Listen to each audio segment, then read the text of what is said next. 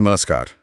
आज हम Robert Kiyosaki की जानी मानी किताब रिच डैड पुअर डैड पर जो अलग अलग समीक्षाएं और विश्लेषण आए हैं उन पर एक गहरी नजर डाल रहे हैं। जी हाँ, इस किताब पर काफी कुछ लिखा गया है और आज हम कोशिश करेंगे कि इन रिव्यूज से पैसे, संपत्ति और ये जो आर्थिक सोच है, इससे जुड़े सबसे अहम पहलू समझें।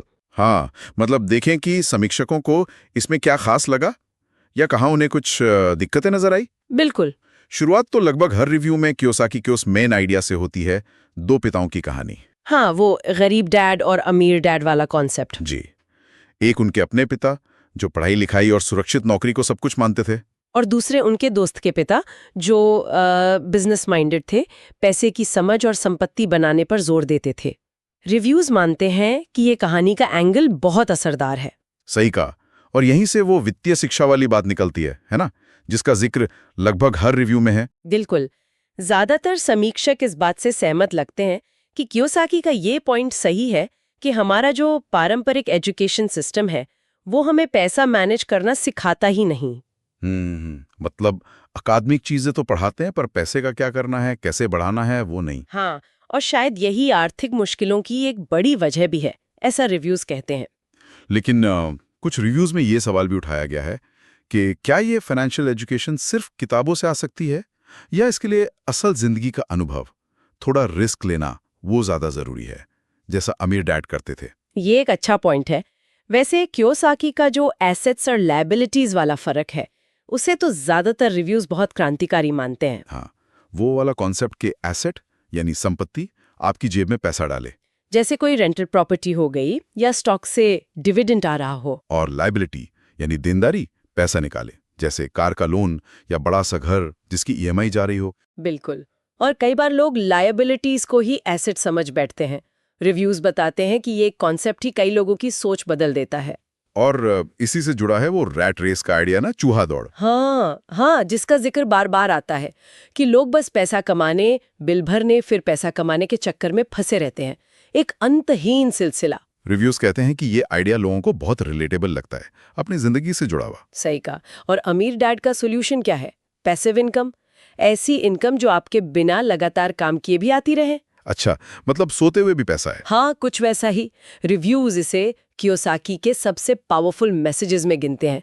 हालांकि ये भी मानते हैं कि किताब इसे जितना आसान दिखाती है उतना है नहीं। तो मतलब सिर्फ ज्यादा सैलरी होना काफी नहीं है? बिल्कुल नहीं। पैसा आपके लिए कैसे काम करे वो सीखना जरूरी है।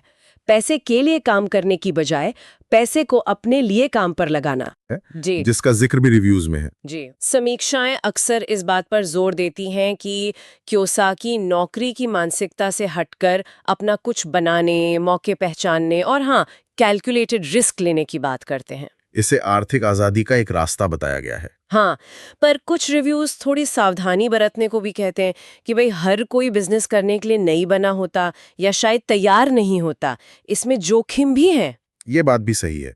और लगभग सभी रिव्यूज एक बात पर सहमत दिखते हैं कि ये किताब कोई रातों रात अमीर बने जैसी स्कीम नहीं बताती। नहीं, बिल्कुल नहीं। इसका असली फायदा शायद पैसे को लेकर आपकी जो सोच है, जो माइंडसेट है, उसे बदलने में है। सही कहा।